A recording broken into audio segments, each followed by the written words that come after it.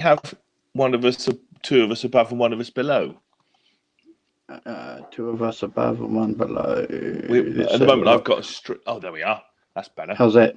Is that good? Yeah. I feel better with that. So there's a maximum of 6 people you can have on the show. Is that right? I just quickly read it. Is that right? 6 boxes.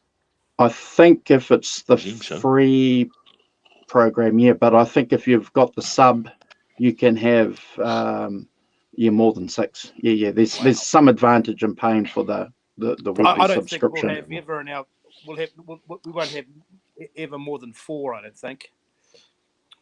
Oh, it's fine. You know, 3's good. Yeah. 3 or 4. Yeah. Otherwise, it just I've watched some streams when they've had half a dozen, and I'm sure, it's chaos sometimes. Yeah, it's very difficult, that, isn't it? Yeah. I think too many people. So we've got Wednesday store. We've got Dave in the chat. G'day, Dave. Morning, Dave. How you doing? Let's better get the chat up. So that's one guy we need to get into the chat when he's less busier. Yeah, when he's less busier. Is he busy? Yeah, he's a busy lad. So welcome to John Smith, morning. Also known as Carl Van Wilson-Vos. Haven't seen you for a while, buddy. Yeah. No, it's good to, like I said before, last Sunday, I think I was in Morrinsville with real estate. No day goes as predicted. Okay, so tell us what you've been up to, and give us something to talk about. Oh, okay. So I didn't catch last week's show, but I'm glad that you're talking about this particular Rolling Stones on air, because anything that we can get out of the vaults that's unheard of, especially that early era is a real is a real gem to have, because all of us as music lovers are addicts of a bootleg or something live, or maybe a B-side or a hidden track, or I'm pretty sure there's probably lots more in the vault too, but we've got to appreciate what we can get. It's interesting, isn't it, that the Stones have not really gone down the route of seemingly of remastering and extra tracks and doing the Led Zeppelin thing, the Beatles thing, whoever else you can think of thing, which seems to be quite the thing right now, isn't it? Of doing that enhanced packages of your early albums and stuff. With it, I don't know whether there isn't much. I think Simon, one of the reasons why that's occurring is because of the Klein management thing. When did the Stones start? When did the Stones start having control over their records? Was it Sticky when Fingers they or founded Rolling Stone Records? So what was that? Let It Bleed? No, Sticky Fingers. Sticky Fingers. Okay, so basically, Rolling Stone Records was a subsidiary of Atlantic. So they went from one Jew to the next. So after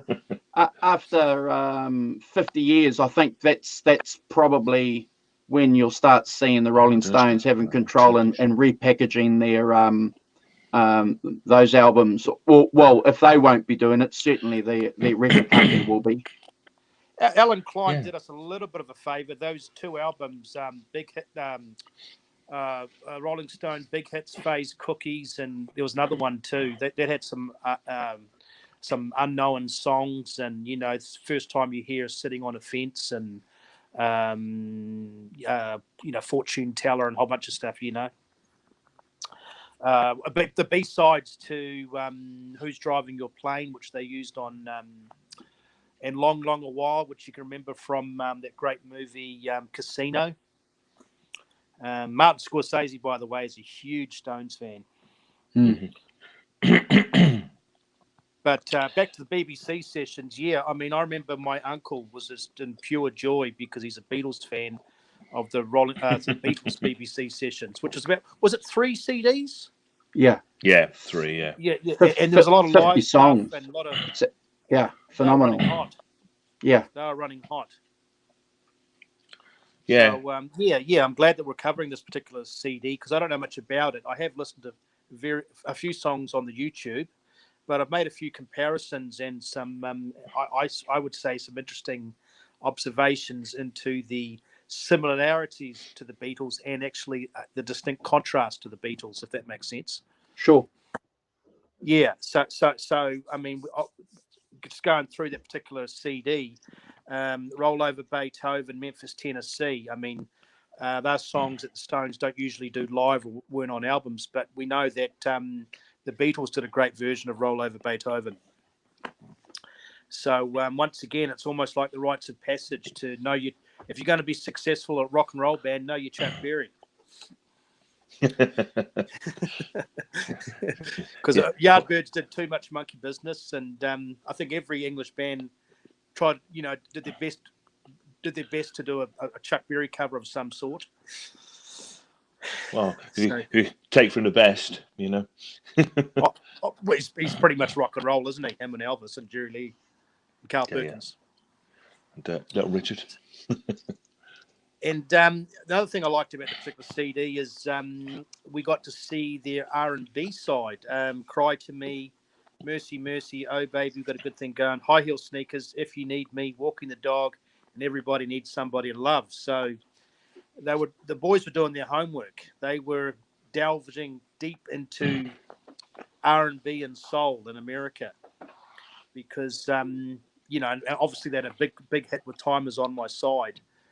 But they were covering some bases, which is great. I think the thing that struck me about it was what a tight little rock and roll band they were. The first song I heard was "Come On" that. Yeah, how tight they were, and that was 1963. I mean, give far out. Once again, a Chuck Berry song, a strange song to cover. No one knew "Come On." No one to this day's covered "Come On" in any other band, but it gave you an indication of how tight they were. Sorry. Yeah, no, I do. Yes, absolutely. That's what struck me most forcibly was, that's a tight little beat combo.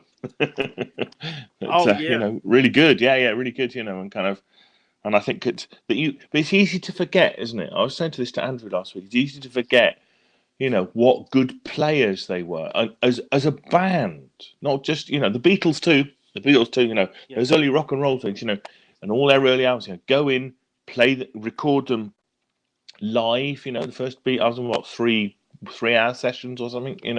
The brilliance about being able to go in as a band and play those things and get that band thing down. Is underestimated, I think, in my books. Because Bill Wyman was an great amazing find. He'd been playing professionally since 1961. He was about 5 years older than the rest of the guys. And if you're fortunate enough to get a drummer with a jazz background, you've struck gold. Ginger Baker, the Motown drummer, all had jazz backgrounds. The Doors guy had a jazz background. A whole bunch of them. I think the fact that Keith and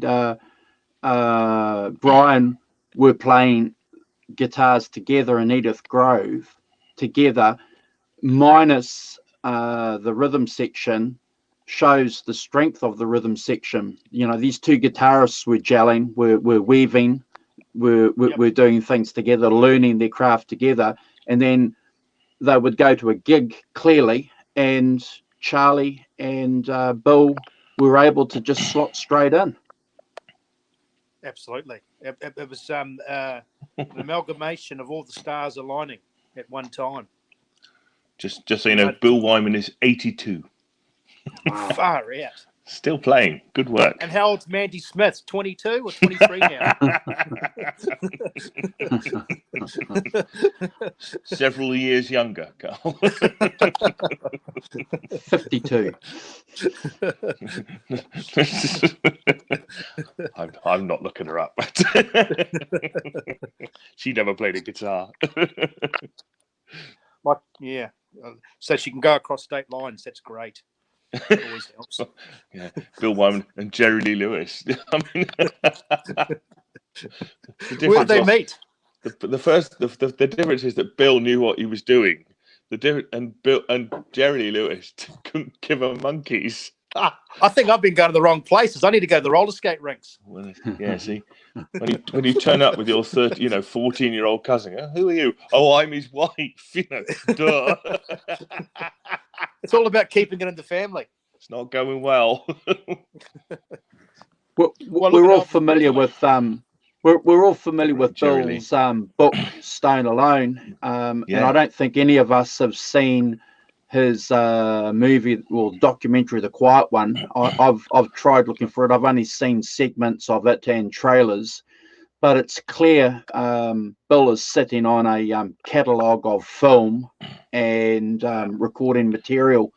And the people that I know that have seen it, like Dave, for example, he's seen it, and he wasn't that impressed by it because a lot of the footage that they're showing through the film is footage we've seen before. So there's not a lot of new stuff, which is a shame. Yeah. That is disappointing. Yeah. Because I know that he's got an amazing collection as far as artifacts like clip outs and cuttings and that, but that's more stuff you put in a book or a scrapbook. Yes, maybe he doesn't make a good TV program. Yeah, well, it'll be interesting to get that live stuff. But I've got a question for you guys regarding the Stones and the Beatles and that early BBC recordings. And it's interesting, Carl, that you said to me and Simon earlier that they were it shows the Rolling Stones as a tight R&B group. What's interesting is I read a couple of days ago that the Beatles purposely didn't want to sound black, whereas the Rolling Stones apparently went out of their way to sound black. Was that a management decision, or is that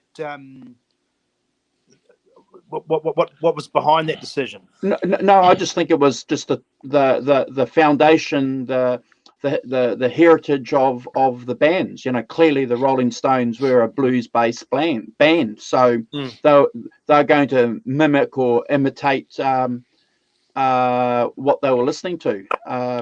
Yeah. Do you think it's about authenticity, actually? That the Stones wanted to be an authentic blues band, whereas the Beatles really went through that rock and roll thing as a phase, but actually were wanted to be more of a pop band. Oh, I don't know if that's what it kind of feels like to me. Is the Beatles wanted to be the Beatles, and the Stones wanted to be a blues band. If that's not too, I don't think it is. I think that's I think it, that would feel right to me. That they obviously the Beatles got into writing their own stuff much earlier, didn't they? Yep. And if you listen to those two albums, Volume 1 or Volume 2 of the Beatles, BBC, doesn't matter, and that on air of the Rolling Stones, clearly you're listening to a blues band with the Rolling Stones. It's phenomenal. You can hear the energy. They don't have a lot of ballads that are waltz ballads like the Beatles. The Beatles have purposely got waltz ballads so that people can slow dance. Absolutely. To their tunes at at some gigs. The Rolling Stones weren't interested in that. They didn't want people waltzing. I'd like to make a couple of interesting Want people jiving. So I love that song, You Better Move On. And it shows you once again how tight the band is. But are you guys familiar with the Beatles' first album? Yep, with the Beatles. Yeah. Yeah, the first album. Yep. With the Beatles. Are you familiar with a song called Anna, Go to Him? Yes. Oh, you know that song? Okay, so that's Arthur Alexander. Arthur Alexander. So I think that's a 19-year-old John Lennon singing his heart out. So once again, the guys had similar tastes in music, but to correlate or go with what Andrew was saying about the black and the white thing, the distinction's clearly made because the Rolling Stones really liked Bo Diddley and did Bo Diddley well. Buddy Holly modeled his whole career on Bo Diddley rhythms, and the Beatles channeled Bo Diddley through Buddy Holly. Okay, if that makes sense. It does. Yeah, it does. Yeah. So the Stones try to go deep into the Delta as much as they could, where the Beatles kind of, I wouldn't say stopped at Elvis or Buddy Holly, but basically that was their foundation. Sorry, Carl, it's please me. Good. You know, you're right. Yeah. Please me's got Anna go to him, not with the Beatles. Yeah.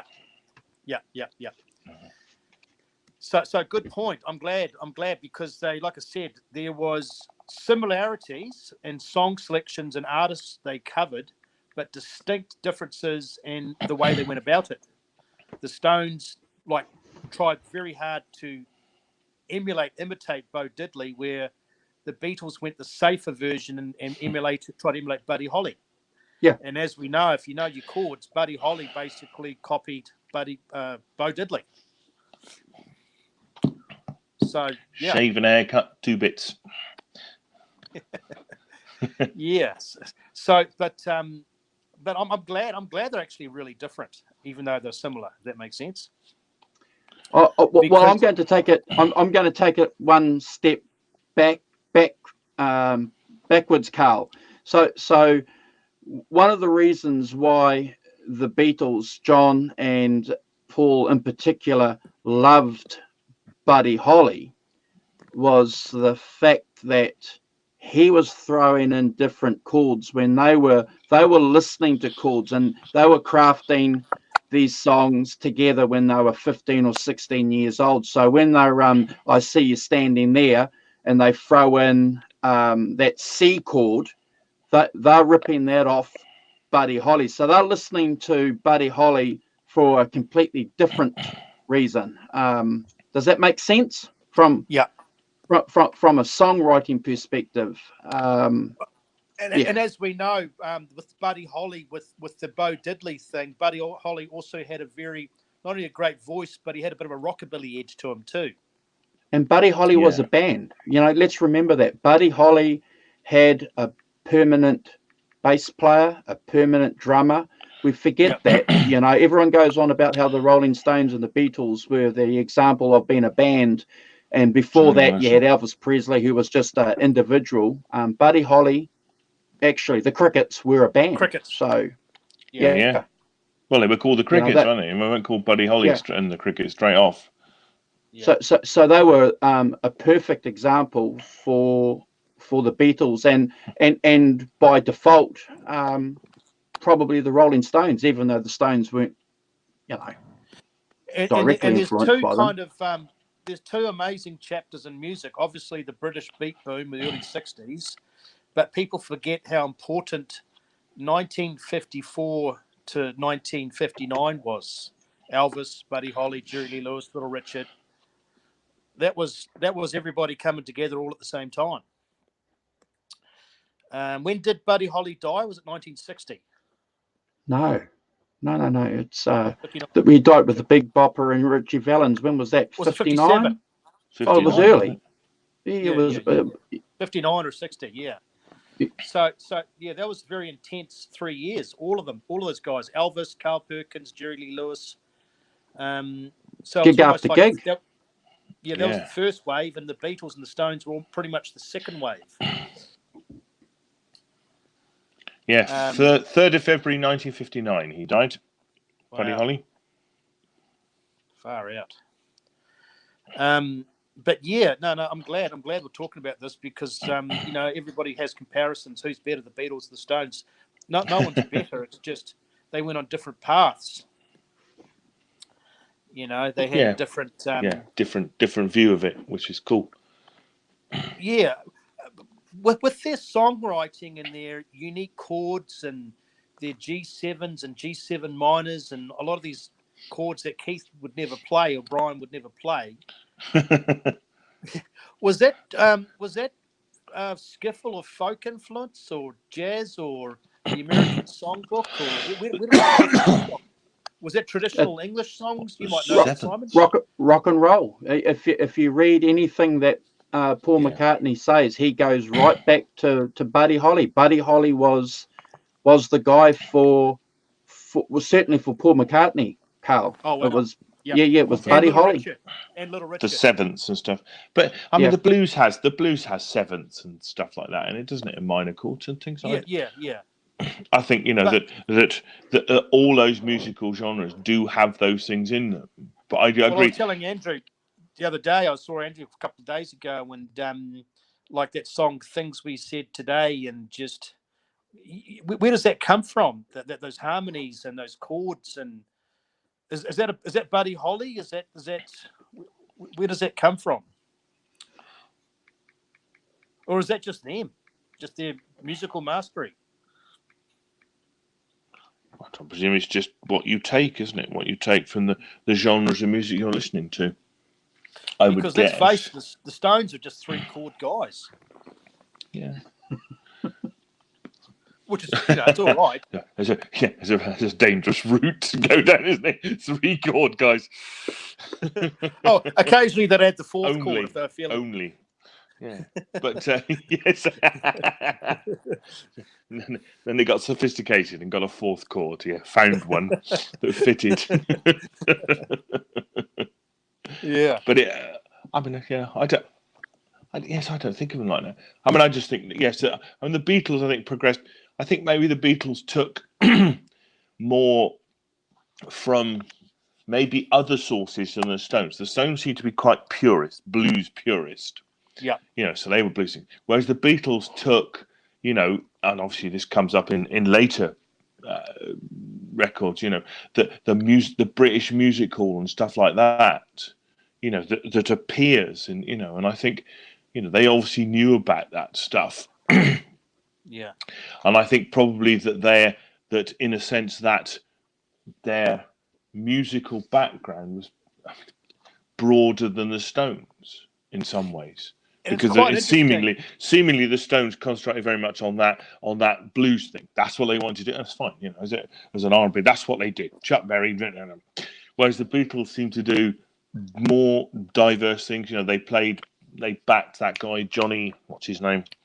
Burnett. No, I'll think of his name. When they were the Silver Beatles, but Johnny. Long John Silver. It's not quite.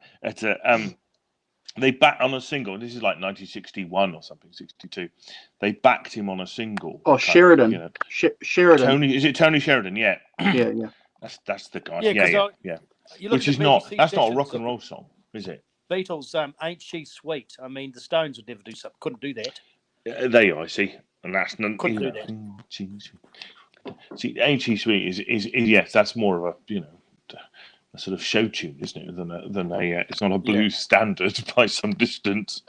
I wonder what the Beatles were absorbing in Hamburg, because a lot of they did. If you go to YouTube and just type in random songs, the Beatles have done them. Sure. A lot of Frank I Sinatra, think that some standards. They did a song I love, Quesar. It's a Spanish song that Paul did or someone did. It escapes me now. It's the trouble, isn't it? Yeah. But I think that, yeah. I mean, I think playing in Hamburg is if you're doing, I don't know, 6 sets a night, you've got to have a lot of material. And I think that isn't part of I'd play in a covers band.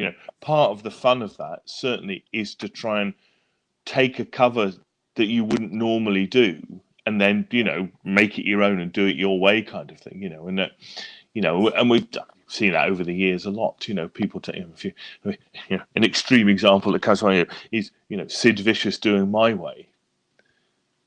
As a sort of it's not particularly great, but it's a sort of a punk version of that, and lots of punk versions of classic songs and things like that people did for a gig. Yeah, Guns N' Roses did a couple of jazz or Frank Sinatra on Spaghetti Incident.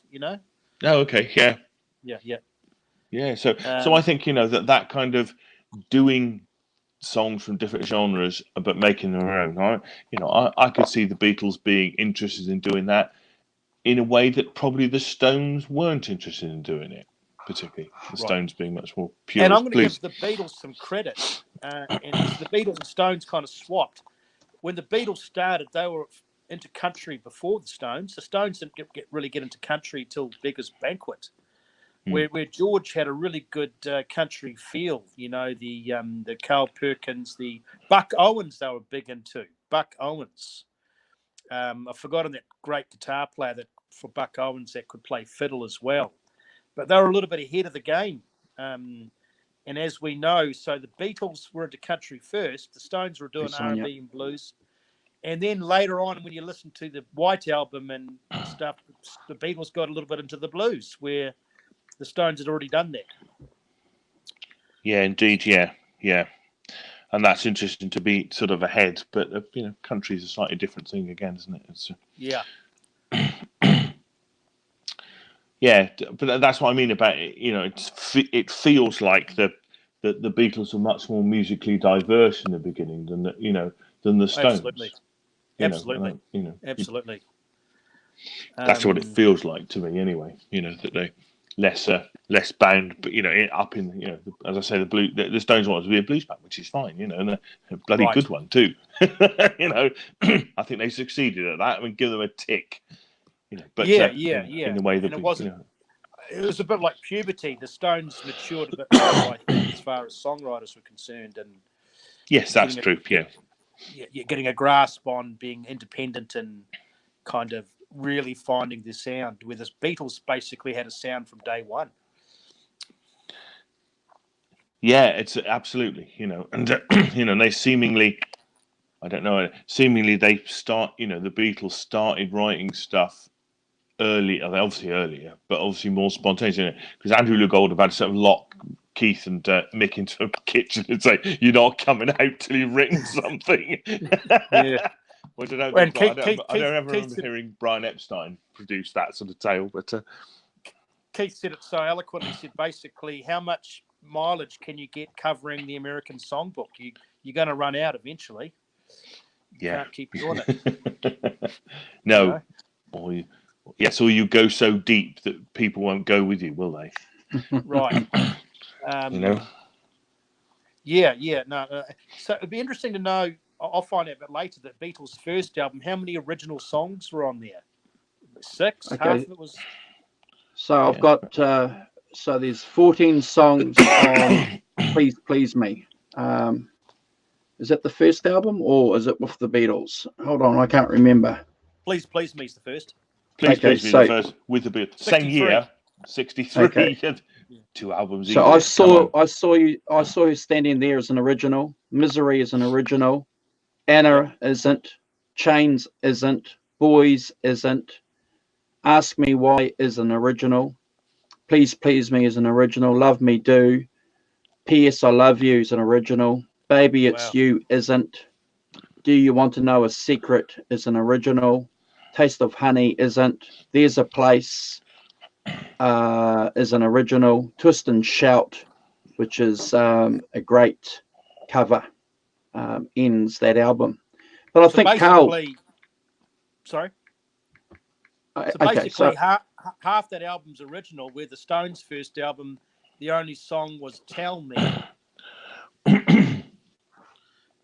That and an instrumental, which were those instrumentals basically blues knockoffs. So that just shows you how advanced the Beatles were from the jump. And in a sense, they were they led that whole new wave, dare I say, of bands who had their own sound, wrote their own songs. Because obviously the Beatles, the Stones covered, didn't they?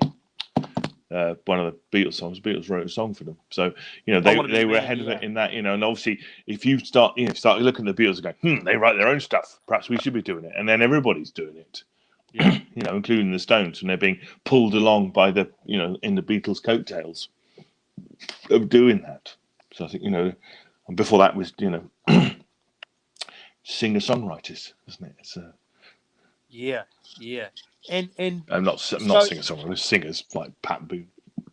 So here's a good question. Andrew might know this. So when the Stones officially formed early '62, when they had basically the 5 guys, as we know, right up till obviously '69, 76, then Bill Wyman leaving in '89, '90. when did the Beatles officially form as the four-piece? Was that 61, early 61, or 1960? You don't know? When were they a four-piece? So yeah, with Pete Best. When were they officially? Sorry. When they had Pete Best, or when they? No. When they had George and Ringo, when they're officially the Beatles, was 61 or 62? 59, 60, I'm sure. Yeah, I was going to say 59, 60, yeah, earlier than that. Yeah, 59, 60, they decided that they were a four-piece band, and one of the reasons why they had to drum with Pete Best is because his parents or mother owned a nightclub and gave them some residency work, and they knew he didn't 1960. cut the mustard. Yeah, 60. 1960, yeah. But when was Ringo and George Harrison officially? Well, they had the Beatles 1960. It was the three of them: Lennon, McCartney, Harrison, and Pete Best. Yeah, because they were playing with each other back in '57. When was Ringo officially in the band? Oh, not till 62. 62, yeah. Oh wow! Because they sort of went off, didn't they?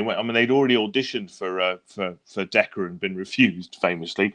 That was with Pete Best. And they besides Ringo, the three of them had been playing since 1960.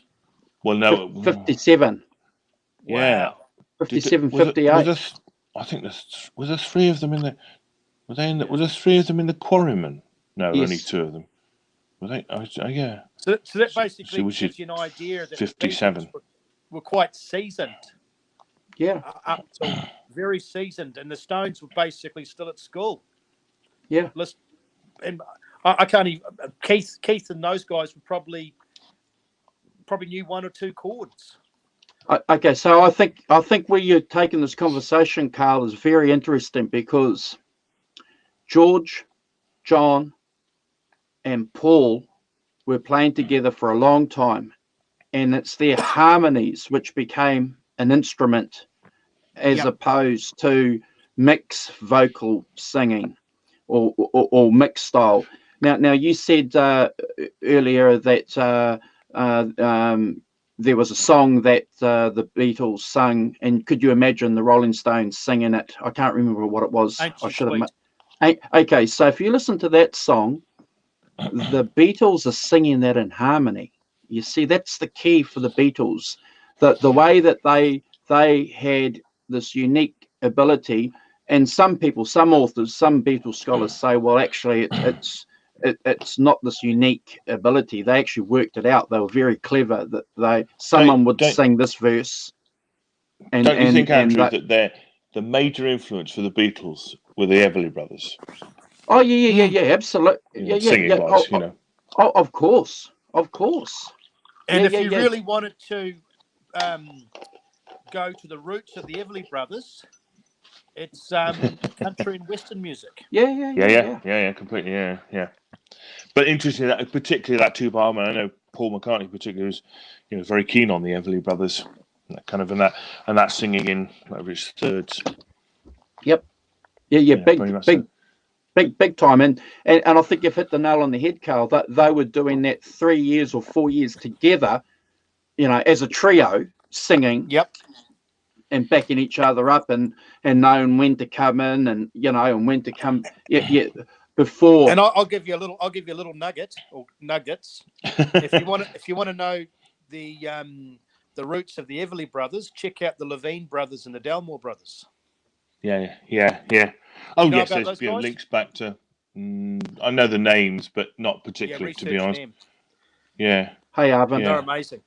But just going back to the Stones thing on air, and I said this to Andrew last week. One of the things that struck me was actually there's a lot of two-part singing on it, and I couldn't work out. I didn't off the top of my head. I didn't know. Is that Keith? It is Keith, isn't it? Got to be Keith. Originally, Brian Jones was the second singer on Walking the Dog.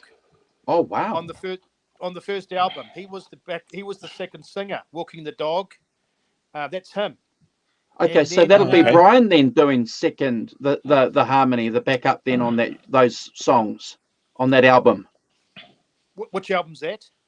The one that's on air, the BBC one that we're talking about.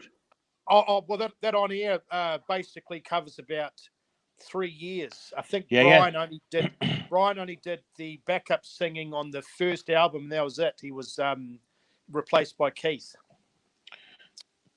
Singing live or in the studio, because they're two different. Okay, so Brian would have been singing backup live, surely then. Probably in the early days, yeah. But then they got Keith doing it, because I think, and Brian's voice wasn't too bad, but I think it was just made sense for Keith and Mick to sing along because they were writing the songs. So you'd see Brian doing a lot of tambourine work, a lot of harmonica work, just doing a lot of other fills. Oh wow! Yeah. Doing what Brian did rather than doing the singing. Yeah, because it is one of the things I thought. Blimey, there's quite a lot of backing singing on these that don't necessarily associate with the Stones doing that 2-part thing so much. And it was a clever business decision for the Beatles to. I mean, we talk about Ain't She Sweet or lots of other songs. At that particular time, they appealed to the teenage daughter and the mother. Where the Stones only appealed to the teenage daughter. Not to the mother. Ain't he sweet? Yeah, see you walking down the street. Yeah, no, completely. Yeah. Wouldn't catch the Stones doing that. How does a daughter explain to her mother, I like this new song, it's called I Just Want to Make Love to You. The Stones are doing it. Yes, absolutely. The Beatles said, I want to hold your hand. Yeah, yes, completely. Yes. and the Stones are saying, well, let's spend the night together. And the Beatles are saying, I just want to hold your hand first. Yeah. Oh, absolutely, yes. I can see which way any parent would want their children to go. If we're comparing this to baseball, the Beatles were happy at first base, where the Stones decided to do a home run. hit it out of the park and go, yeah. So, yeah, they jumped a few bases. But, no, I'm actually still discovering Beatles, to be honest. How many songs did you say they amassed in their career, Andrew? Was it 500 or 200 or 212 original compositions? Yeah, in 7 years. Wow! And let's not forget all their covers. The covers. Yeah, that doesn't include obviously the covers. Wow! Yes, amazing. I just want to say that interesting. I was just it pertains, this software that they use to clean up these Rolling Stones tracks for on air. This Abbey Road software they used. I don't know if you saw this, but Paul Reed Smith has developed a similar thing. Basically, he's developed software that can isolate instruments on old tracks. You can take an old track, isolate a particular instrument, clean it up, change it, whatever, and then put it back together. Basically, his father is a I don't know if he's still alive, probably not, was a mathematician, and they started analysing data embedded in waveforms and things, and trying to work out how to isolate, and it's so good apparently that it can take. And there's a security implication here. I think the CIA basically can take a completely garbled conversation and make it audible. So where is this machine or program? Is it available now, Simon? It is available now. Yeah, I think so. Yeah, because they were kind of. Wow. He's got another company, Paul Reed Smith, obviously completely separate with some backers. It has a different CEO and stuff. He's obviously. So we're going to have a whole new catalogue of recordings that we've listened to for the last 50 years that are concerts and all that are horrible, are all going to be re-released.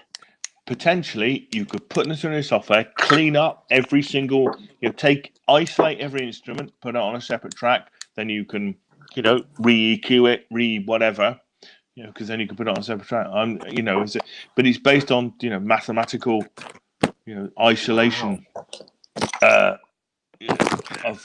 mathematical isolation of tracks, using mathematics to do it, which sounds amazing, and apparently, you can really clean up lots of different tracks because they, appear in, obviously they're in different harmonic bands, and you can, amazing.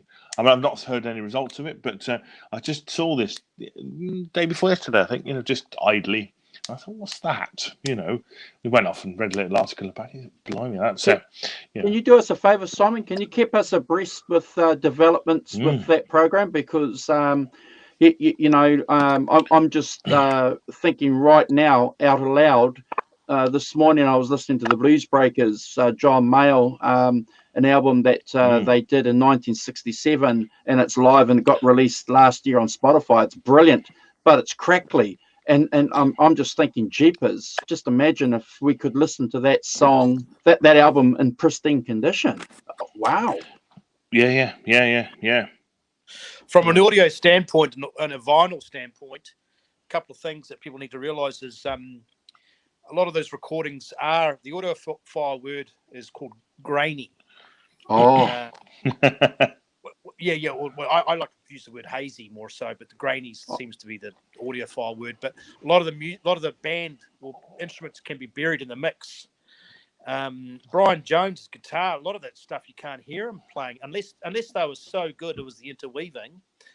But and I went through a phase where I was trying to collect all the Stones record in stereo. But the Stones never recorded in true stereo till Aftermath. Mm-hmm. The Beatles were a bit more ahead of the game where they had some true stereo records, but some of the stuff, the true stereo was mixed badly. Mm-hmm. So if you look in the brackets of old albums, it said stereo artificially recorded in stereo, or something like that. I can't remember the term, but it wasn't true stereo at all. I think what they did was, and they corrected it later, but it was almost like 70% of the music was coming out of one speaker and 30% was coming out the other. They got it all wrong. Yeah. But from an engineer standpoint, stereo records were around since '59 in America. Good morning, Jack. Yeah, I've just this technology, this Paul Reed Smith technology, they tried it out on Stairway to Heaven, and they were able to pull out each instrument to hear it without the others. Wow. But previously only possible if you had the multi-tracks. This is not with the multi-tracks. This is just taking the finished recorded track and being able to isolate each instrument. There's some clever YouTube guys who have figured out how to, like for example, Megadeth songs where they've recorded it in E instead of drop E, or recording it drop D slow, or some bands where it's just bass only or piano only, which is fascinating to hear. Hey, Carl, I just want to do a quick shout out before we go on, because we've got a chat up here. So Arvin correctly called the album that you mentioned earlier, the Louvin Brothers. He's correctly called it Satan is Real. And obviously he's had that album because he describes it with a great giant cutout of Satan on the cover. Oh, that's marvelous! I got to look that out. Yeah. The original, that original record in America is worth in the hundreds of dollars, maybe $500-600, because it was you bought it when you were working with me. I saw it. Yeah. Do you remember? Yeah. But that cover was very controversial. Very controversial. I'll bet it was. Yeah. And we've got so I want to say hi to Arvin, and also Carl. We've got Jack Daniels in the chat too from Aussie. So yeah. So it's always good to catch up with the local guys. Oh yeah, look. Just can I show that? That's it. Look, see, look at that. Hold on, Simon. Hold on. Oh, hang on. Sorry, I'll get a bit closer. Where are we? There we are. Oh, look, yeah, Satan is real. That's it. Marvelous. Yeah, that's right. There we are. Look, in case you didn't know what it was, there we are. Yeah. Picture of Satan in the background. and do you know the story? One of those brothers died a hopeless alcoholic. So, you know. So Satan is real. Yes. Yeah. Oh dear. That's marvelous.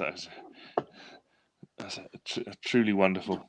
Yeah. Those Dalmore brothers, Levine brothers, all those harmonies Yeah. came from country, gospel, and bluegrass. Mm-hmm. So Jack Daniels has pointed out something really interesting. Carly's saying reminds him of Holy Divers. So, you know, all these metal bands were ripping off the Leuven brothers. Yes.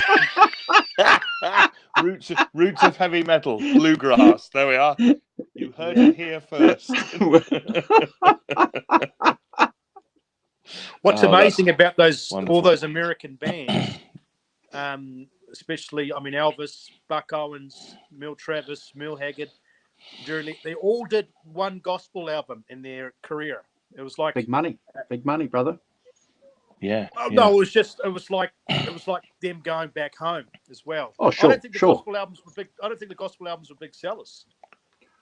I've done a bit of research on, you know, with my interest in bluegrass, you know, over the last 5 or 6 years, and it's a big market. But having said that, though, a lot of these guys came from that tradition, so it's a payback too. So a rite of passage, yeah, absolutely. And then you get some cash. Yeah, Johnny Cash wanted to be a gospel singer. You know, he didn't want to be a rock and roll singer. Well, Little Richard as well, didn't he? Yeah.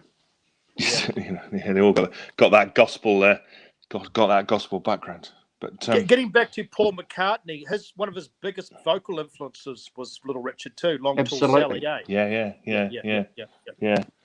And John Lennon too. John Lennon, one of his school friends says that he remembers when they sat and listened to Little Richard for the first time, and he said that John Lennon pissed himself. He was giggling. He was all over the place. He couldn't believe what he was listening to. Wow. And how the hell did John Lennon have such a mature singing voice at the age of 19? Like Anna, go to him. How does someone sing like that or sound like that? Well, you can just do it, can't you? You can either just do it or you can't. And I think wasn't that one of the things that impressed John Lennon when they first met? You know, when John Lennon had the Quarrymen, he was impressed that Paul McCartney could do Buddy Holly and he could do a Little Richard. Yeah. Wow. Yeah, absolutely. The rock and roll hollering, and he could also do the his version of Long Tall Sally blew John away. John away, didn't he? Yeah, he did that, didn't he? Yeah. And they could reach quite high keys in their vocal style where Mick struggled. Hey, Chris. Yeah. So I heard a story. Paul McCartney has an encyclopedic knowledge of rock and roll. Here we are. I'm going to name drop now. So get Clang. As some of you know, I did spend a little bit of time with John Paul Jones from Led Zeppelin. John Paul Jones, I think he played on the soundtrack to Give My Regards to Broad Street. And anyway, and basically, when they were doing, they sort of recorded, but in the sort of gaps, you know, like if they had a gap, Paul McCartney would just start doing these obscure rock and roll B-sides, you know, and he knew them all. He knew all the obscure stuff. He knew all the words. You know, all these obscure. John said it was amazing. You know, his encyclopedic knowledge of obscure rock and roll songs. Knew them all. Oh, knock them out. Wow. 10 to the dozen. Wow. And I think Paul McCartney, I don't think John could, but Paul McCartney could probably sing at an octave, couldn't he? If you listen to I Saw Her Standing There and Twist and Shout. Yeah. He'd go from G. That's G to A. Carl, well done. I'll give you guys $5 if you attempt to do Twist and Shout, or I saw it standing there, the chorus. I don't drink anymore, so those days are long gone. No, I'll go and get my guitar. Don't start me on that. Yeah. Oh, there was definitely. Yes. I think it's in the key of G. They go from G to the next G. Yeah. Wow. Yeah. Is that octave thing? Is that octave jump when he does that? Wow. Thing. Yeah. And it's well known that they left that song for last. 10 hours in the recording studio. His voice was getting shot, and that song is one take, brother. One take. Really? Yeah. It's a one take song. They were a tight rock and roll band. This was Twist and Shout? Yes. Wow. One take. Wow. Yeah, one take. Well, so many of those early things were though, weren't they? You know, most of their first 2 albums is all, 3 sessions, go in, knock them out. Well, we've talked about this in previous shows. Bob Dylan was a one take guy because there's certain, even if it's a little bit off or slightly half a step flat or if it's got the vibe. It's the vibe and the energy, that can't be replaced. Yeah. He wasn't looking for perfection. I think Neil Young was the same too. Neil Young and who else? Yeah. Neil Young was big into that too. Well, I think most of them were, to be honest. I think in the '60s, and let's face it, the cheaper you can record an album, the more you recoup back on it. You spend 6 months in a studio, and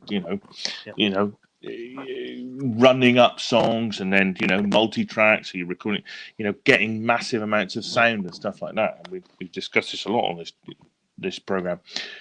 That's a completely different thing. The way of building those tracks, and from the basics. Whereas those guys in the studio, 1, 2, 3, 4, and off you go, and you play it. Wow. And, you get to the end, and you go, did you mess it up? And the whole of that, I remember a description of the whole production and engineering of those bands was done while you're recording. That was producing while you were, but even before you started, you got the sounds, and then you just went for it. Sorry, and another thing, what I liked, especially the early albums, they got a bit kind of in depth a bit later and clever. But those first Stones and Beatles albums, you're basically hearing them play live. Yeah, completely. That's exactly what's going on. I think that even later, and Andrew and I have discussed, particularly when the Glyn Johns book that we discussed. Glyn Johns, he was one of the pioneers, and he did it. He's done that all the way through his career. The basic band, he'll get the basic band to go in, even when he did Ryan Adams in 2010, still the same thing. You get the basic band to go in and play the songs, as a band, set up in a studio, live, baffles, And I think that's what separates a good producer from a university-trained nerd producer with 3 music degrees. Is like Rick Rubin. He got the Chili Peppers together, Blood Sugar Sex Magic, and just said, "We'll put you in this house, in this living room. You're playing live." Some of the greatest producers have basically said, "You're playing live. I'm going to keep it simple." And I think he even recently, when that Eric Clapton album that Glyn Johns did the other week, or still, I think they did that. The basic tracks were all live in a studio. Set people up all live in a circle, all live. Right, off you go, boys. 1, 2, 3, 4. Get playing. Come and tell me when you finished, and then obviously you can overdub stuff and do things, but the basic tracks are all done live, and that that's none the worse for it, if you ask me. It's great. And I like a live stuff, and I like a little bit of clever studio gimmickry stuff, but nothing beats the live stuff at the end of the day, because it all goes back to the energy. Yeah, completely. Yeah. So I'm just. And I want to give to round everything out. Just trying to find some cat food. Tea time. For us cats, guys. For us cats. I don't know if it's true. You know that pet food has to be edible by humans. Well, if you watch the first Road Warrior, the sequel to Mad Max, he's obviously got no money, and you can see him eating a can of dog food. Yeah. It's quite neat. My point exactly. See, if I just show you this, I don't know if you could see this, but this is a there we are. There's a picture of see the picture. This is Glyn John setting stuff up in the studio. See drums, and you can see in the background there's guitar amps and stuff. And this is for when he was doing Ben Montench album recently, since 2000. That kind of setting it up in the studio, getting people to play together, and and then take that as the basics, and then you can do stuff for. Yes, that's right, Jack. Yeah, you fall with your nose in the dog bowl. You won't die if you eat it. And one of the magical things about those early recordings, as the Stones especially were just mystified by the black R&B scene, blues scene, and the Beatles to a lesser extent. But if you follow the careers of Otis Redding, Wilson Pickett, Aretha Franklin, they loved covering Beatles and Stones songs later on. Once the Beatles and Stones were established, if you listen to their albums, I mean, Otis does a version of Satisfaction. Wilson Pickett does a version of Hey Jude. Aretha does a version, I think, of Get Back. Who's playing guitar on that Hey Jude? Eric Clapton. No, Dwayne Allman.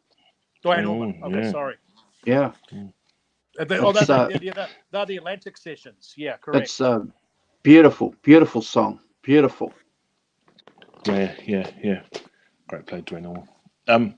But so they're all basically fans of each other. I mean, Eric and Muddy Waters, they all toured together. Forget about all this race crap. Yeah, no, completely. Yeah, I mean, I think yes. Well, and they, the Stones recorded at Chess Records, and in Chicago, and all of those things. Oh yes, took people out on tour, continued to do it, didn't they? All the time took out the blues guys on tour. Absolutely.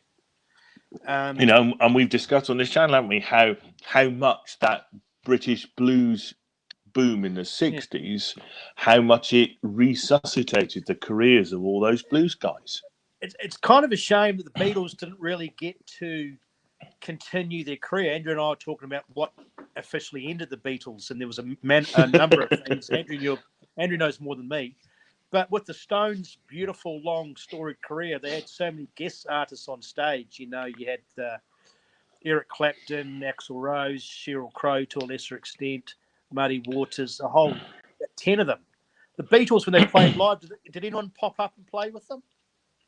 Billy Preston towards the end there. Did he play with the Beatles?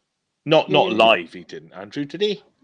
Billy Preston played the organ on a couple Stadium or something. No, not live. Not live on stage. No, but certainly on their last couple of albums. Certainly he played recorded with them, but he didn't. What Carl is saying is that the Beatles, as far as I know, nobody played with the Beatles. They just played on their own as a four-piece, didn't they? Yeah.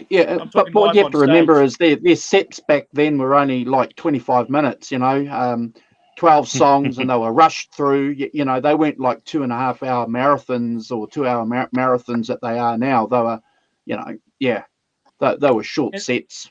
And the Beatles officially stopped playing live in '66. Is that right? Yeah, Candlestick Park. Yeah. Bummer. So they never had a chance to play live in that second phase with guest artists on the stage. That's the point I'm making. The Stones. Oh yeah. No. Oh sorry. No. Yeah. I get what you're saying. Yeah. Sorry, mate. You're right. Yeah.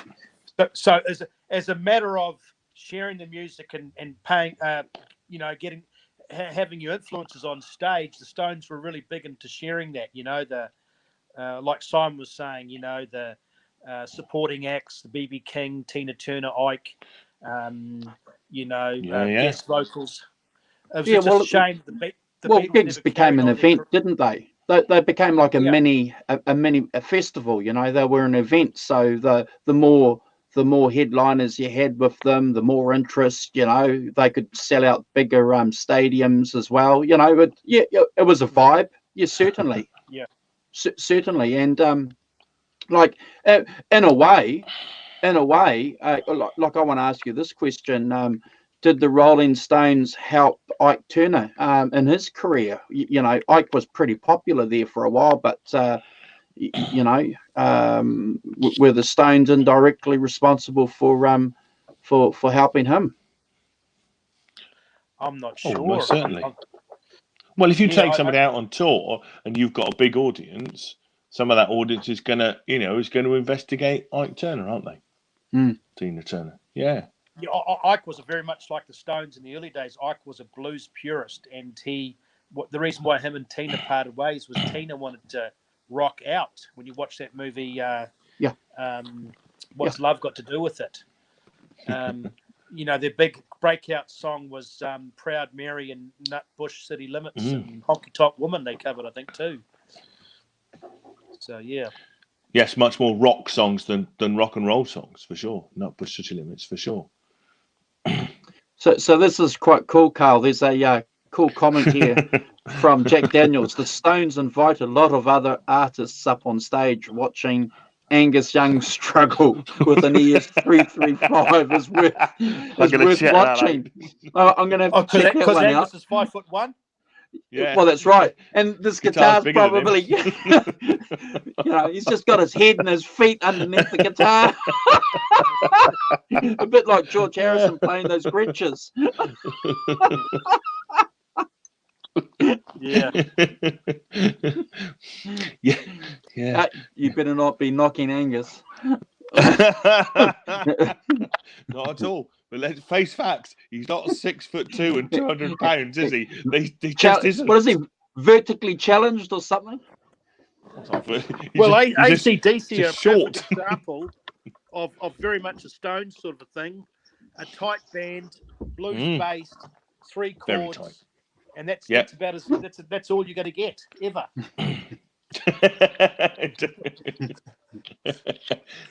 Yeah, see, 3 chords. So you've got to be careful with the 3 chords bits. I mean, James Brown made a career out of 1 chord.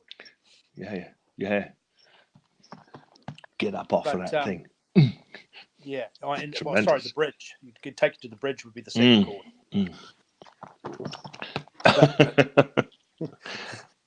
Jack says that Angus says he plays an SG for a reason. It's a small guitar. It doesn't look really weird, but it's massive guitar. Well, yeah. Oh, Bet, yes, indeed, yeah. That's tremendous. It's funny, but I can see why, But yeah, it's very interesting how they the Beatles and the Stones, and they were pretty close. I mean, how their careers were similar but different. It's just a shame that Beatles stopped playing live after '66. Of course, they did play once after '66 live, didn't they? On top of the building, on the rooftop concert. And also that Glyn Johns recorded quite a lot of Let It Be to start with before the great Phil Spector got his hands on it. And basically, it was like a back to basics rock and roll album, and he recorded them live in a studio, set them up, 1, 2, 3, like the old days. And I think then they didn't really go for it, did they, the Beatles? So they gave it to and apparently, Simon, there's a lot of video footage too of that happening as well. So locked away in a vault somewhere. So one day we might get to see it. Yeah, which would be. Hey, can I mention one thing about the StreamYard? Yeah, I've noticed it doesn't drain, only one. It doesn't drain your battery like Hangouts because I'm on the phone. Yeah. After an hour, I'd pretty much be out of juice. So it's quite good. Yeah, keep it up. I think it's fine myself. Me and Andrew, don't we? We think it's pretty cool. Yeah. I'm just saying it's great. Yeah, it's great. Yep. Yeah. But I think, going back to Beatles Live, if you watch the Beatles on, Roof, and obviously Glyn Johns has recorded that and kind of, set it up kind of thing. He, it still sound great, still sound like a great little rock and roll band. They could still do it. Oh yeah. So I guess they probably did it in private and stuff, didn't they? And things, but just Well, never went out on tour. I'm more of a John Lennon fan than a Paul McCartney fan. But I mean, Paul McCartney's really done some amazing rock concerts. Well, yeah. I mean, there is an argument, isn't there? If you go and see Paul McCartney now doing Beatles stuff, they will be better than the Beatles because he's played them for so much longer. Really got into them, kind of thing. And those musicians who he has playing with him, they're not the Beatles, but the Beatles had a magic. But in terms of somebody playing those songs, somebody else, all those great musicians that they have playing those songs, probably better musicians than maybe George, or in being able to play the songs. Not necessarily in creation, which is a different thing. But that I can see that that in many ways you go and see Paul McCartney now doing whatever Beatles song, actually is probably better than when than the Beatles did it. Oh, he's incredible. I mean, I watched that inauguration in 2008 with Barack Obama. When a band will play in front of the president, what they call the president elect. And and great sense of humour too. I mean, a great English sense of humour about something about, I hope Barack doesn't beat me up. And he did that song, My Michelle, because of Michelle My Bell, yeah. And he just sounds incredible, absolutely incredible. Yeah, and I think he probably still does it. Can still do it as well, which is amazing. Yeah. Well, yes, yeah. And how he jumps from a bass guitar to an acoustic to an electric guitar is just amazing. All left-handed too. Yes, indeed. Yeah. Carl, I don't know if Andrew and I were discussing the Beatles last week, and one of the things I just saw recently was Paul McCartney doing some stuff at the George Harrison Memorial Concert. Okay.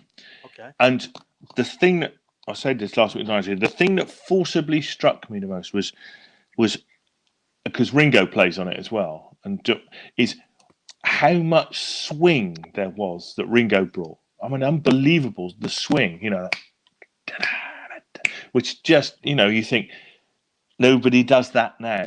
And you could actually feel it, the whole thing, Ringo's playing with a percussion player called Ray Cooper. I don't know if you've come across him. Did a lot of stuff with Elton John and stuff. But Ringo played absolutely brilliant playing the drums. You think, you just felt it and saw it. Then you think that is why they were so great, because he could swing. Him and Charlie Watts as well. Of course, And you really got that feeling of why that music was so great because of the. I call it being in the pocket. Yeah, and it's like they it's like the roll, isn't it? The rock and the roll. Yeah, they fall into it effortlessly, and that's why some of those blues guys are great, because it was the space in between the notes that they got. That's where swing comes from. Is the sound between notes, not actually the notes themselves. No, but amazing. Worth checking out. This combination of practice and natural born talent and a sheer love for the music, and the Beatles and the Stones being a family. What makes a good band is the same guys in the band. Yeah. When AC/DC changed their drummer, Phil Rudd was gone. It was instantly a different band. As far as I'm concerned. Yeah, yes, they're an odd thing. Do you think they're a different band now? They have Angus's only one person nephew, left. George, playing. Are they a different band now? I don't know at all. Is Angus the heartbeat of AC/DC? And there's just strange. Is he called George? George Young? No, that's their uncle. I'm making up. But, whoever the nephew is who's playing with him, has he been trained, cloned, Malcolm cloned? You almost get to the point where Angus has just got to say, you know what, we've had a good run, let's just throw in the towel. No, but they won't today. He'll carry on. Angus, won't he? I was actually. I'll get slightly off topic. There's no such thing as off topic here. This correlates to what we'll talk about in the next few shows, if you don't mind. In the 80s, was it the Arms concert where they had 4 guitar players on stage? Jimmy Page, Jeff Beck, Eric, and Andy Fairweather-Low. Mm-hmm. And Jimmy Page is just off his face. He can hardly play. Eric looks kind of strange. He's all clean shaven. He's got a double chin like me right now. And he was half juiced too on that concert as well. But he could pull it off. Yeah, wow. Eric could pull it off. Wow.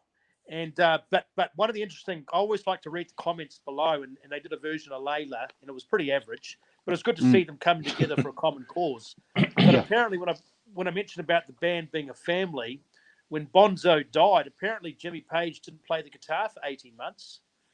And when he started playing again, he could hardly play. He had to relearn. That's how bad it affected him. Wow. So it just goes to show you that. And I was looking at some old pictures of Keith and Brian, and they were like best buds.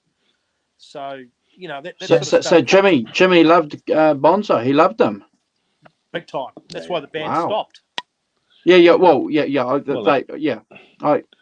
was close, but I didn't know anything about him not playing the guitar for 18 months. Wow. I'm only going by a YouTube comment, but it wouldn't surprise me because, I mean, Jimmy Page didn't do much during the 80s, did he? Really? Just remastered a couple of their albums. Kept the flame of Led Zeppelin. But good decision. Not if you can't replace somebody, then don't. And I'm pleased that they never did. Here's a question: what if John Lennon had lived? Do you think you'd see a Beatles reunion? Surely. Surely. The money would have been enough. Yeah. I don't know. I would guess that somewhere down the line they would have got back together and they would have played together. It would have been incredible. I would say not necessarily in public, because I think that's a different thing. But certainly in private, I think they would have got back together and played for sure. Yeah. Lennon needed some time to get over a few issues, didn't he? And certainly 10 years during the 80s during the 70s didn't give him that time to get over. I know from the research I've done over the years, Paul made a couple of gestures to John to try and do something to get together, but he was pushed away. it wasn't sad. that 70s was not John's, the later 70s and stuff until he, when he was a sort of house husband and things, just kind of disappeared off the scene, to a certain extent, didn't he? After he'd got out of his, that's why he made the rock and roll album, to get out of the Alan Klein. That was his last album for Alan Klein. Oh, is that right? Yeah. Well, here's a theory that. Here's a theory that Beatles nuts are saying, is that John Lennon was jealous of the success that Paul McCartney had with Wings, and that was one of the reasons why he didn't want to hook up with Paul. And of course, the other dynamic in that, and it cuts both ways. One of my favourite stories, that we discuss with the Abbey Road thing is, John turns up, has a bed installed in the studio for Yoko Ono, which can't have made life that easy, So, he's got the sort of Yoko Ono thing. And then, of course, Paul and Linda, Linda famously being in Wings, has played a bit of keyboards and a bit of, did some backing vocals and stuff. But, she was in Wings because, it would be quite interesting, because then all of a sudden you've then got, when you go back to, you've got a 4-way dynamic, not a 2-way one, and you think to yourself, I wonder how that would work, because Yoko's obviously a bit of a performance artist, and so can you imagine, can't you, put Lennon and McCartney get back together with wives? Is this going to make it? Instead of Ringo and George, is this going to make it better? Have you guys seen that famous interview with George Harrison? And I forget who's interviewing him. Anyway, George Harrison sits down and the guy says, "Oh, do you know that last week we had Yoko Ono sitting on that same chair?" And George Harrison jumps up. Can I have another chair? I'll bet. Yeah.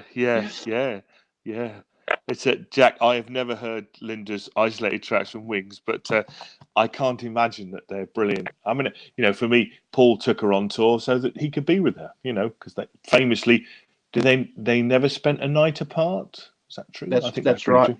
That's pretty famously, Paul was smart though to get Jimmy McCulloch on guitar, who was a hot guitarist, and Denny Lane. Denny Lane. Yeah. Another hot musician. Hot guitar player. Yeah. Oh, he got good people on. He's always had good people, didn't he? Later he had the guys, Robbie McIntosh and stuff from the Average White Band to play with. Yeah. He's always had top-notch musicians to play with. Yeah.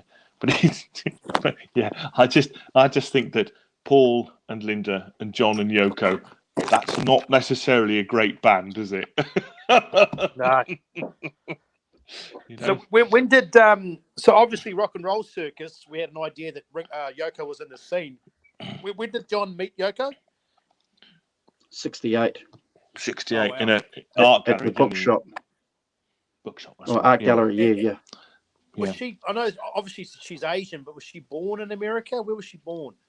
Japan. Oh, she was born in Japan. Yeah. Oh, wow. Shit. Yeah.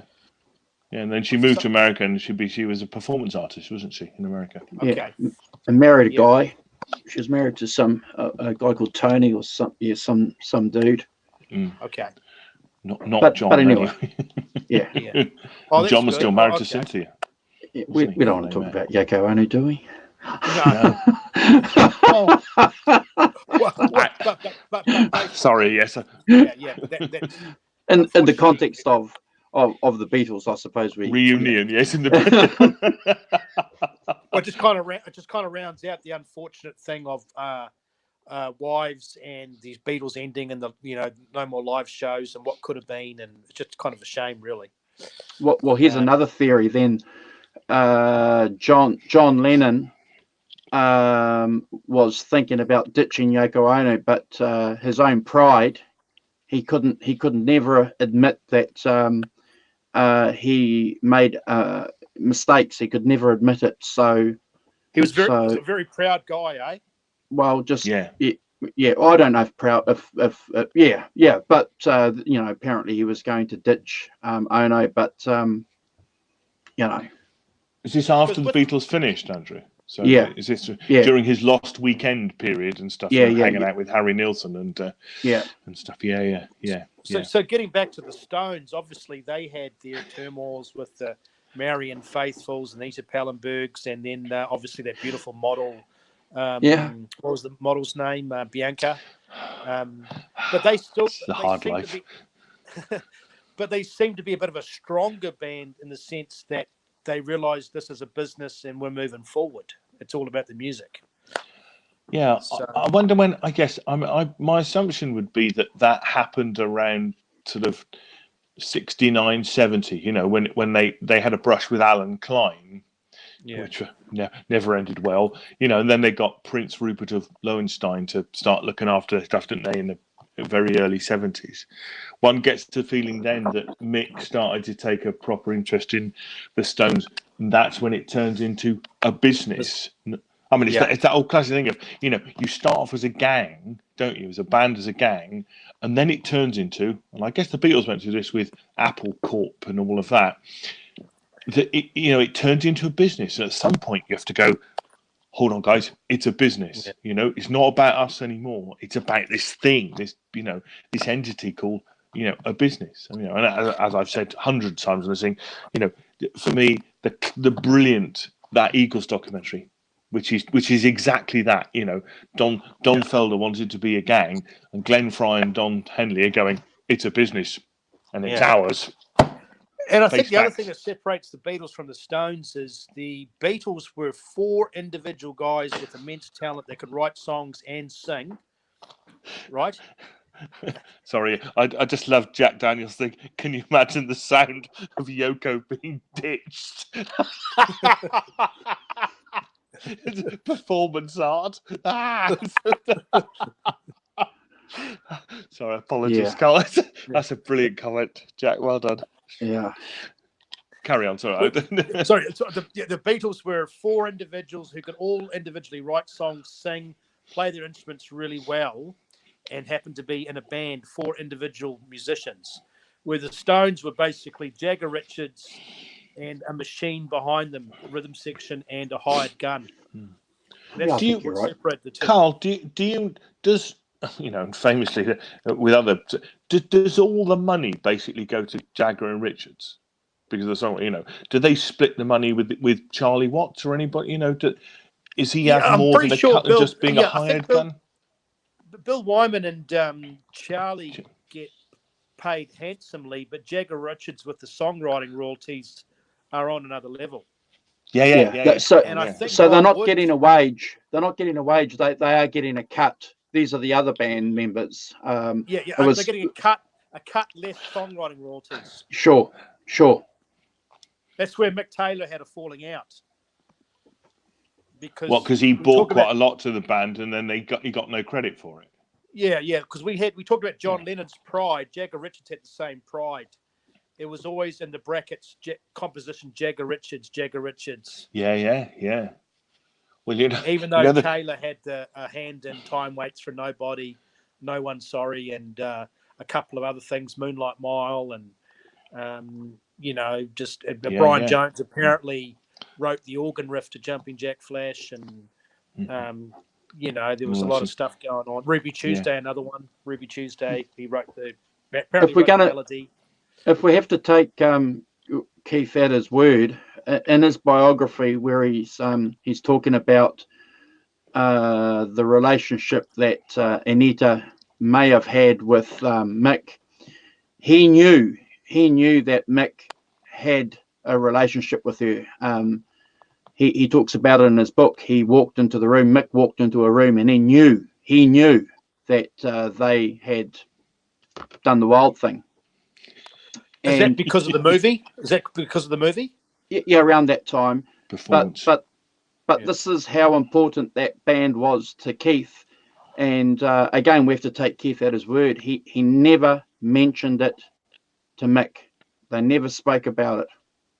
He never asked them. So, and I'm glad that we actually talk about this. So basically, what I've learned tonight is the Beatles were a very strong band, a very talented band, a very musically superior band, but the Stones were stronger in the sense of, not letting the woman interfere almost. I think that's right. Yeah. Good point. Because Marion Faithfull slept with Brian, Mick, and Keith. Yeah. So did Anita slept with all 3. Yep. Who knows what else crawled between those sheets? Linda Keith gave Keith's guitars away to Jimi Hendrix. So it's almost like that's all she was giving away, but still something important. Yeah. The Stones valued everything they did and were about to do. Where the Beatles, I don't know. Andrew would know this more so. I don't know. What did the Beatles value?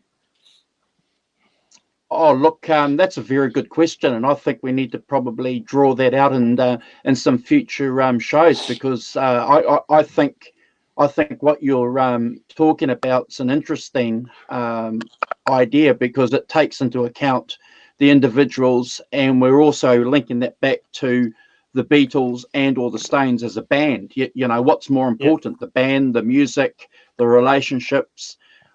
I think what we have to remember, certainly with the Beatles, with 3 of those guys, they were 15, 16, when they met. You know, they were young guys, and so and they're sharing a lot of things. So how many of us are still friends with friends that we had when we were 14 or 15? You know. Okay. But completely. That's because we don't have any business relationships. You know, we're friends, but no, you know, we haven't been through that kind of prism of a business relationship and a, you know, and a band growth, which must put, you know, a tremendous strain on, you know, on people's relationships. You know. And you look at also the stuff that you're sharing when you're 15 or 16 or 17 with other guys. You know. Yeah. You know, we can't talk about that live on this show, you know, but, you know, it took, you share a lot of things. It took the Stones 15 years after the Beatles disbanded before they had their first Yoko moment, which is when Mick said, I would like to do a solo album. Yeah. And that, you see, now, my friend, you are hitting the nail with the sledgehammer. That's that. No woman, no affairs caused the band any problem until Mick deciding, I'm going to go and do She's the Boss. Yeah. Yes. Well, yes. which is a contradiction, because he's saying that a female is taking over the band. She's the boss. but good point. We know there was just a song. Yeah. But there was no woman involved. Involved.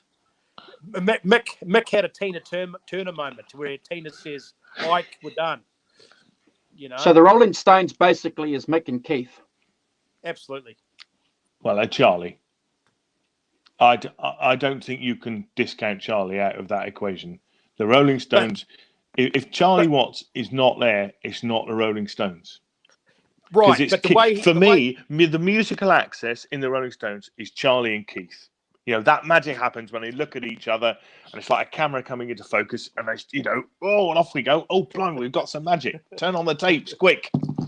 You know. But the way that Charlie was basically used as a pawn with the Brian Jones departure, we all knew that Charlie was basically just a peacemaker and a band member. He plays drums. He plays drums for them. That's what he says. As integral as he is, because there'd be no Stones without Charlie. That's a fact. Sure. But it is Jagger Richards. Yeah. When that famous occasion where he heard that Mick Jagger described him as my drummer, and he got dressed, went down in the lift, and smacked him one. Yeah. Give him a good right hand. It's Jack Daniels has got an interesting question here. Were the Stones more promiscuous from the start, so it didn't matter so much later on, where the Beatles were younger and less experienced in the way of women? According to Andrew, they had a revolving door in their hotel rooms in Sweden. Yes. So I've read a lot of books on the Beatles, and the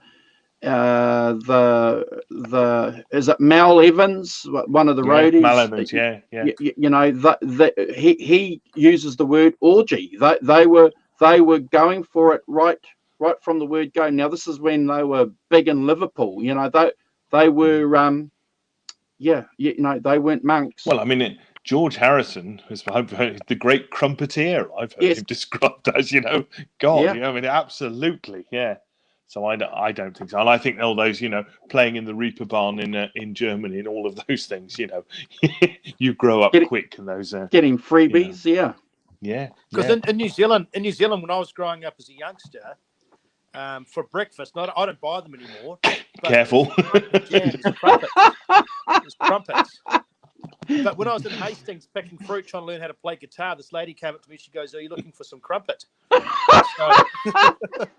So where does that saying come from, Simon? I don't know where the saying crumpet comes from. You know, it's a slang.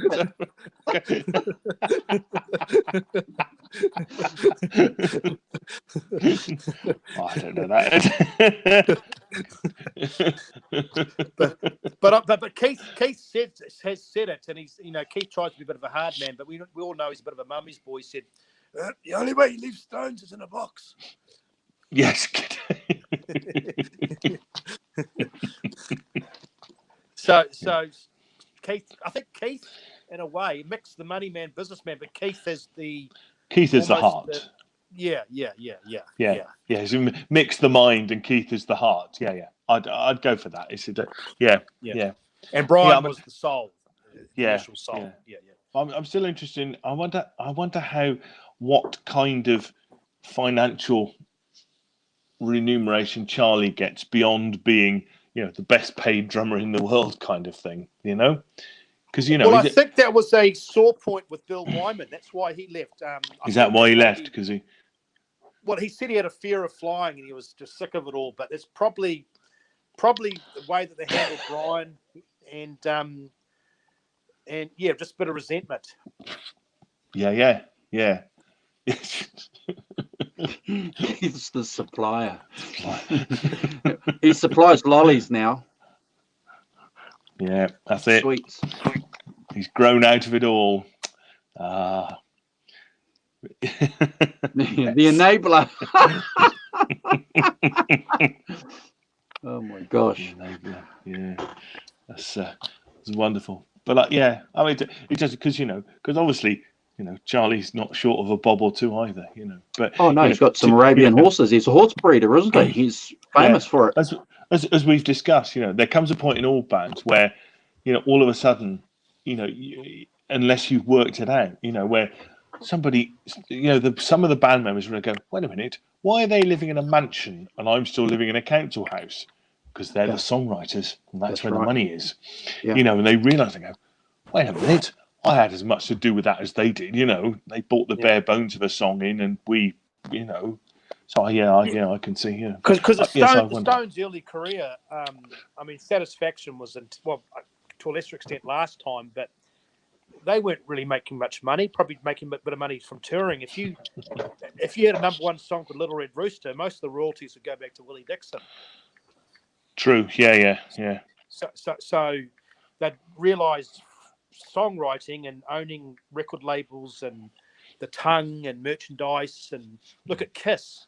Kiss can't play a song to save their life, but they realised that image and memorabilia, but that's later, isn't it, Carl? I mean, I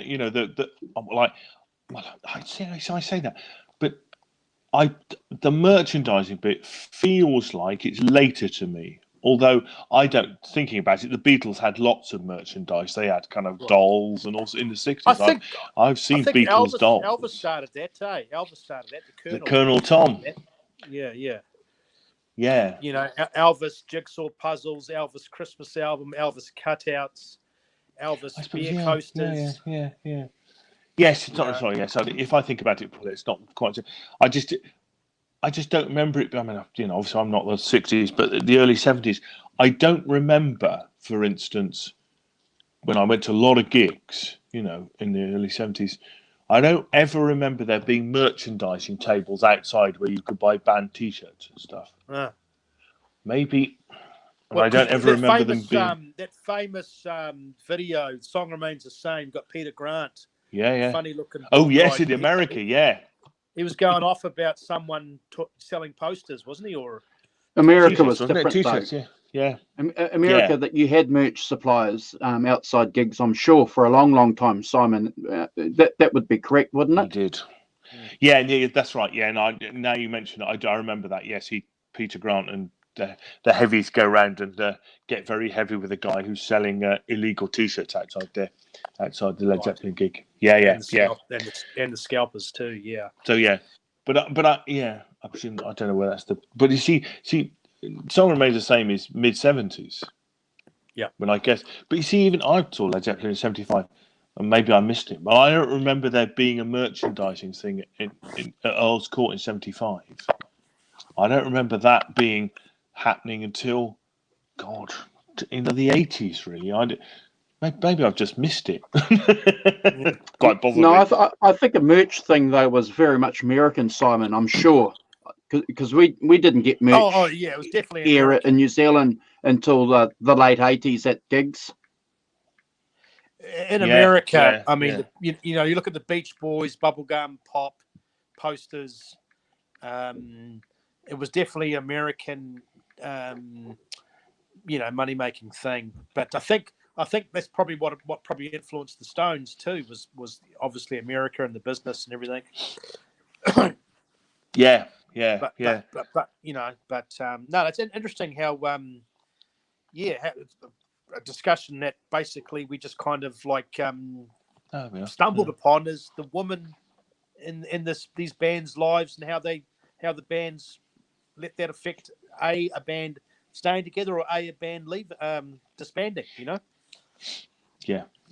No, completely. Yeah. You know, that kind of so it's funny that Jack says he bought Iron Maiden merch in the early 80s, which feels like the same time as I remember it. Maybe they sold stuff in the back of magazines and stuff earlier. I can remember. Yeah, I think in America in the late 70s in the NME you could buy, for instance, Paul Weller from the Jam. You could buy kind of shoes or Jam suits or something. You know, people said I don't think for a minute they were authorized. I'm pretty sure they weren't, but you know, that's my kind of first recollection of that. But you know, the Clash, people they do t-shirts. Well, getting back to the Beatles, there was a famous album. It was an American. So the Americans did stuff a bit different. They changed the album covers. They did a lot of mail order. So basically, there was an album called Beatles in the Four Seasons, I think. Who was better or something? Remember that album? Had two bands on the cover. Right. Was a competition. The Beatles in the Four Seasons. Yeah. Yeah. But that was some recording. Concept, it was an American concept, you know? Yeah. Right. It was some executive's decision. Yeah. It's just, and once again, just album sales, competitiveness, selling merchandise, you know, just business, really. So, funny. The Beatles versus the Four Seasons. Have you seen it? No, I'm just looking it up on who actually won. That's funny. Yeah. There we are. Oh, this is what you're talking about, Carl. Is that what you're talking about? See? Yeah. God, I've never seen that before. Amazing. Oh wow. Yeah. Each delivering their greatest vocal punches. You be the judge and jury. That's marvelous. You be the judge and jury. Let's have a look. That'd have been. See, the Americans had the VJ license, which was a little bit. That's right. Yeah, on VJ. Yeah. Yeah. Oh, look! Even look at this. This is the other bit.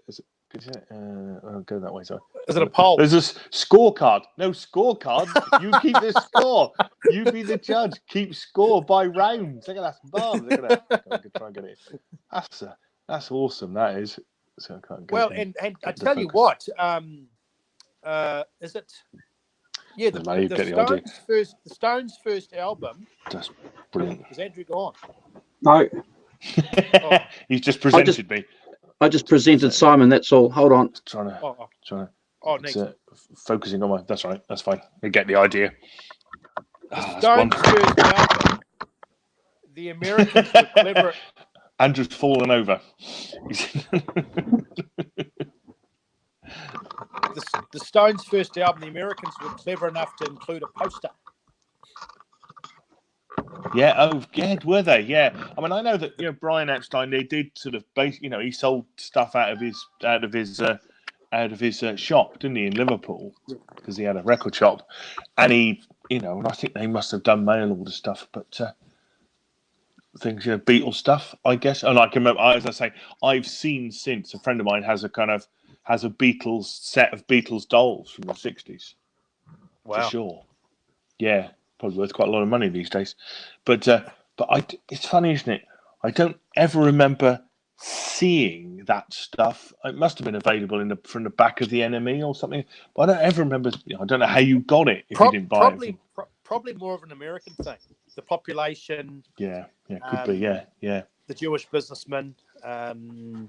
the label execs, all that sort of stuff. It's I mean, the PR, the promos, the radio shows, it was a big deal. Yeah. The autographs. Some of the most famous band interviews have been in America. The Dick Cavett show. Yeah. Dick Cavett show. Ed Sullivan. What's that guy? When Dean Martin was Ed Sullivan's guest speaker and ridiculed the Stones, and just America was very much commercial, ahead of its time, really. Yeah. Well, I suppose yes. That post-war thing kind of hit America earlier than us, didn't it? That kind of the kind of land of opportunity. I think we forget Technicolor world. New York and Chicago and Los Angeles grew exponentially every decade. 400,000 people. Hey, say that. New York was basically London, but in the New World. Yeah. It's completely. So, New York. Simon, I'll give you some education. So York came from Yorkshire. Did you know that? So New Yorkshire. New York? I thought. Oh, yeah. Of course. Yeah, New York. Yeah. I thought it was New Amsterdam. They lost a vote by one vote. They're going to call it New Amsterdam. Oh, okay. Yeah.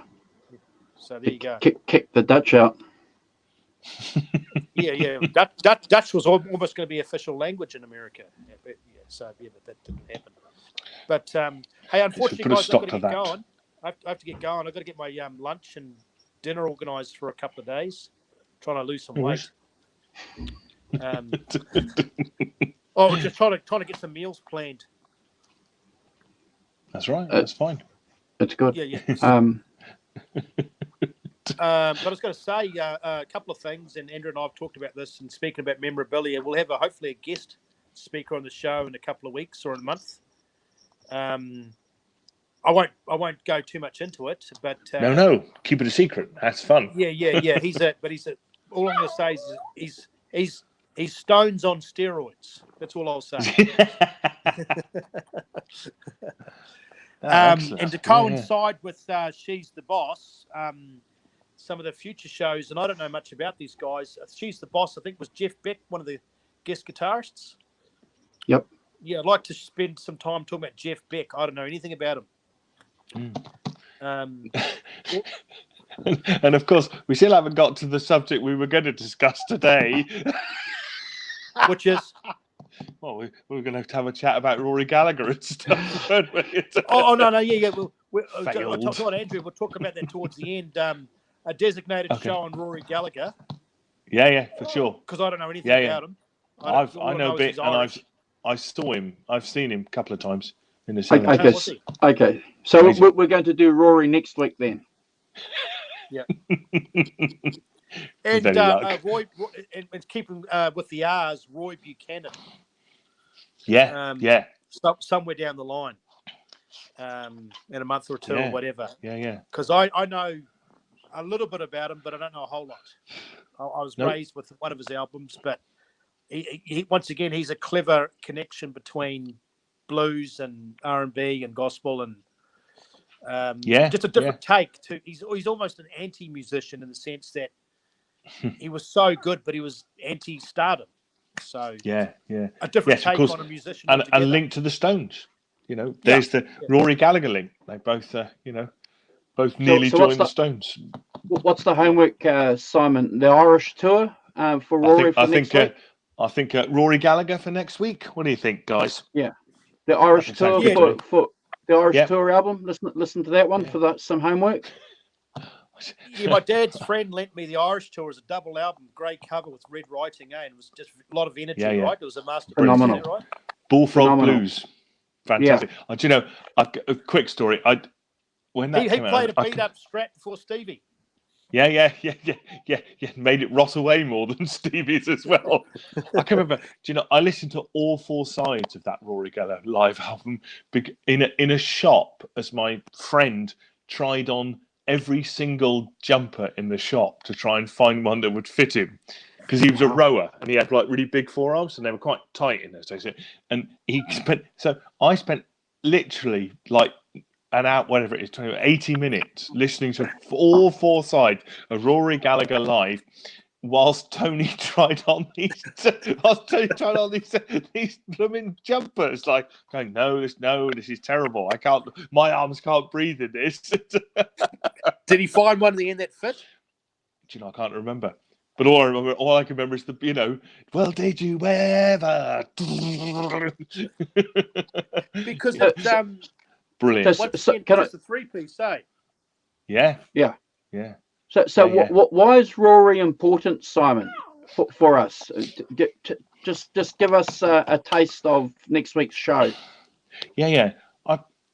Why is he important? I mean, he was one of those guys who came through in the blues explosion. He came from a slightly different background to a lot of guys because obviously he came from Ireland, and we could discuss that. But he had Taste. He had his first three-piece band, Taste. 60, slide guitar, 67, slide guitar. 66, slide guitar. But he also played he integrated folk and acoustic blues into. He wasn't just an electric player. When I saw him, he did a whole section, a whole acoustic section. Wow. And there are tales of electricity going off at his concerts, and he just played acoustic, shouted. And this discussion's inspired me. Maybe in 6 months or a year or 2 years, if the show goes on, discuss Savoy Brown. Oh yeah. Yeah. Because not only is that a great blues band, but they had a phenomenal guitar player. Did Savoy Brown? Did they become Foghat? No, I'm not sure. Was there another band that became Foghat? Yeah, that was the Bay City Rollers. Well, don't start with your Bay City Rollers fixation.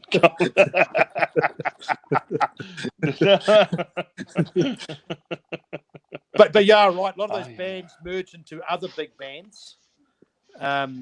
Case in point would be Free. He went into an American band, didn't he? Paul Rogers. Well, Bad Company. That's it. Yeah. Actually, that's another good show but too. they weren't an American. They were a British band because they had Mick Ralphs from Motley Crue, Simon Kirke from Free, obviously Paul Rogers, and Boz Burrell from. Where did Boz Burrell come from? Anyway, them. Yeah. So Rory Gallagher next week, and then obviously Roy Buchanan, Jeff Beck, and that's right. Yeah. And something to think about in the future: Savoy Brown and Free. Yeah, cool. Savoy Brown members of Savoy Brown did go and form Foghat. You're absolutely right here. So it says, however, a major change was on the horizon. Dave Peverett, the bass player, Tone Stevens, and the excellent Roger Earl on drums decided to quit and form their own outfit, Foghat. And what's interesting about Savoy Brown is that they weren't very, very well received in England, even though they were an English outfit. Their success, ironically, came more from America. Slow Ride? Was that song Slow Ride? Yeah, it's outstanding. Slow Ride? Yeah. Foghat. Which basically coincides back to the Ed Sullivan Show and the Stones. You ain't made it till you made it in America. Yeah. Good completely. Point. Yeah. And that's an adage that you could apply to a lot of British bands, couldn't you? Same way. Yeah. So we'll keep next week on track, Simon, for Rory. We'll make sure because I don't know anything about Rory, and I look forward to hearing what you have to say. And I've listened to his stuff. So I'll give it a listen to during the week and look forward Me too. to. I don't know anything about Rory besides that album. Yeah. I will say that he's a bit too intense for me, but as I get older, I could be persuaded. Okay. Yeah. Well, I think he's a really good subject. Yeah. You see, I'm a little bit different. I love that intensity. I love it. I love it. I think. Do you think Gary Moore, being Irish, would have been influenced by Rory Gallagher? That's probably a given, isn't it? Definitely. Yeah. yeah, definitely for sure. Okay. Okay, so Simon, do you want to say goodbye to the guys? Let's say goodbye to the Brit? guys in the chat. Yeah. So thanks to Jack Daniels again for lots of tremendous contributions. Thanks, Jack. It was really good. Chris Link, thanks for dropping by. Soda, good to see you, man. Arvin as well. Arvin, cool. Great to see you. Hope everyone's doing good. Wednesday store, Dave. One day, Dave, we're going to get you on here, like it or not. It's nice to see in the audience. We've got alcoholics and sober people. We've got Jack Daniels and soda. It's quite good. And Sonia. And Sonia as well. Sonia, who dropped by for a bit, and that was cool. But yeah, lots of people. So thanks all for dropping by, and thanks for your contributions as well. Really well received. So thank you for that. And we'll see you next week for Rory Gallagher. Yep. And just to round out, thanks for